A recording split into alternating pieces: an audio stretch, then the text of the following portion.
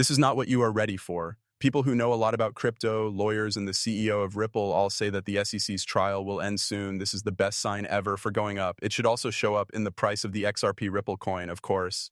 Even more interesting is the fact that experts think it will grow to a crazy $10,000. You should not miss this video. Let's get right to the point without any more nonsense. Nota bene. Finally, after almost 4 years of doubt, Ripple's long court case with the Securities and Exchange Commission seems to be coming to an end. People who work in crypto are already blowing the final whistle. Soon the SEC will drop the case, Levi wrote. Steph gave us another update. She said that the SEC was planning to officially drop the XRP appeal any day now. This should be a happy time for many people who own XRP, but instead it's a time to think and for some be angry. It's no longer just the SEC that is making people angry. There is a new wave of criticism that is taking aim at Ripple itself, not the government. In particular, they want to know if Ripple's leaders really do serve the values and interests of people who own XRP. Chris Larsson, one of the founders of Ripple, is at the heart of this controversy because of the money he has given to political campaigns. Larsson gave over $11 million to Kamala Harris's bid for president in 2024, making him the biggest donor from the crypto space. Many people in the XRP community were very worried about that move, and those worries haven't gone away. It's not a secret that Donald Trump got a lot of support from crypto users during the election. He publicly supported digital assets, said he would make the US a global hub for crypto, took crypto donations, and posed as a supporter of new financial ideas. Harris, on the other hand, was seen as part of the government that let Gary Gensler run the SEC and be tough on crypto, including XRP.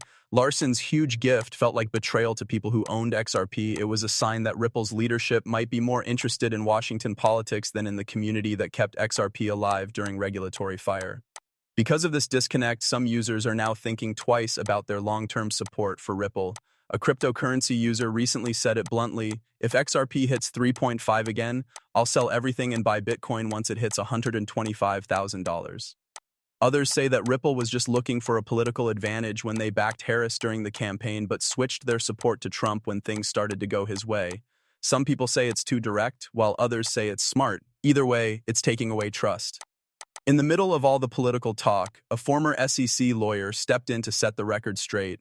Mark Fagel, who used to be a regional director for the SEC, said that the lawsuit against Ripple wasn't made by the Biden government. It was actually made while Donald Trump was president when Jay Clayton was chair of the SEC. Fagel said that the enforcement case was brought under Trump's SEC chair.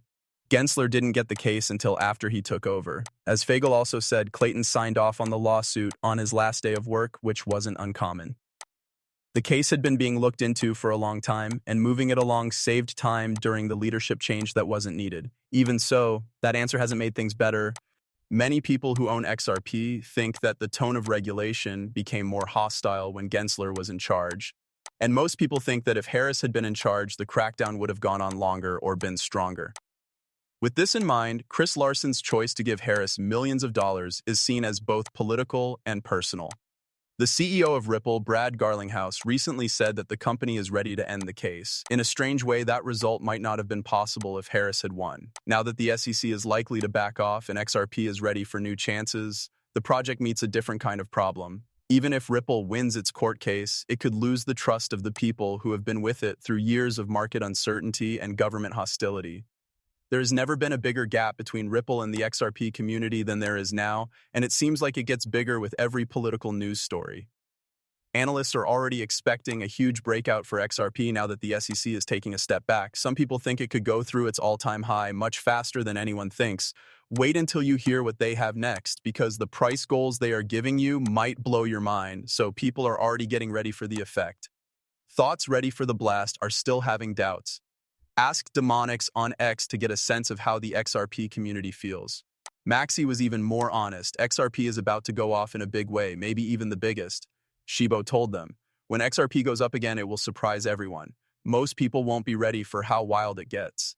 The time couldn't be more important. Since Trump has said that he supports digital innovation, the market sees this as a political green light for crypto. Mishizi said it best in a tweet, "This is not just another crypto season. With Trump supporting digital progress and XRP's growth, we may be seeing a real turning point in the history of money. It looks like all the pieces of the puzzle are coming together. Clear rules, political backing, and more trust from investors. But some experts are giving these dreams real numbers, not just their feelings. Pompeius, a crypto researcher, said that XRP could go from $3.5 to $10,000, which was one of the most shocking statements. It's just math. Yes, the price has gone up by 285,600%. Pompeius says that this isn't about hype, but about basic facts that are being hidden on purpose. He says that small investors are being shook up right before a big change in the system, while big companies build the foundations for XRP to be used in tokenizing real-world assets and moving money around the world. At first look, $10,000 worth of XRP doesn't seem possible. The market value would rocket to 600 trillion, a huge amount that is many times the size of the present world economy. But that's not the point. In a classic sense, Pompeius isn't saying that XRP will always keep that price. His point is to show how big the changes are that are happening in the financial system and how XRP's use in cross-border payment and tokenized real-world assets could change how we measure value. At the end, he says something very scary and strong. You won't be invited to the table. You need to take a seat. Those who have held on to XRP for a long time remember being made fun of for doing so during the court storm. Now that Ripple has won and relationships are growing, those holders are seeing the results of their hard work begin to pay off. Now, it's not just about promise, it's also about where you stand. They were right when they said the best time to buy XRP was 4 years ago. Today is the second best time. There may never be another time like this. A coming together of law resolution, political momentum, and changes in the world's finances. It's clear that something big is happening below the surface. Even if XRP never hits 100,000, most people won't be ready for the next move either. It has everything from secret institutional moves to global agreements that no one is talking about. So the story of Ripple and its digital asset XRP becomes more interesting when we look at how different big financial powers handle the technology. The United States sued Ripple in public, but the United Kingdom did something very different in private. This could be a sign that Ripple will be more involved in the future of global banking.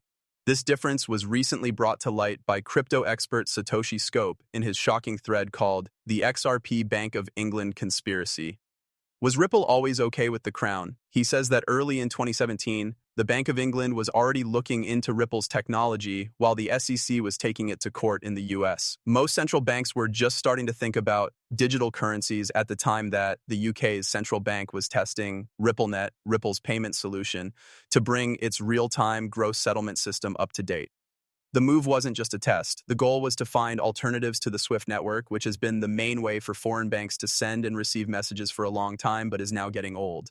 What's really interesting about this is how Ripple seems to have become a part of the UK's changing banking system. By 2021, Ripple wasn't just a stranger selling a new technology that would change the world. It was part of the group that helped shape the digital pound, which is the UK's plan for a CBDC. In the year 2023, Ripple is actively taking part in CBDC tests with places like Bhutan, Palau, and Montenegro. The way people are interacting with Ripple shows that it is more than just a cryptocurrency business. It's turning into a key partner in building the next wave of financial infrastructure around the world. In the US, on the other hand, XRP is still stuck in regulatory uncertainty and legal fights. On the other hand, Satoshi Scope says this isn't just about policy misunderstanding, it's also about controlling territory in the financial world. It looks like the US is ignoring XRP, but the UK is incorporating it into its financial future. It looks like Ripple and XRP are playing a geopolitical chess game, and the pawns, or more likely the key pieces, will decide who owns the financial rails of tomorrow. If Ripple's technology really is the basis of Britain's plans after SWIFT and the structure of digital currencies backed by central banks, then its widespread use could cause XRP's next big price jump. You can think of XRP not only as a speculative token, but also as the fuel that powers global cross-border payments, CBDCs, and the tokenization of real-world assets. As more countries try to improve their payment systems and switch to digital currencies, the need for a safe and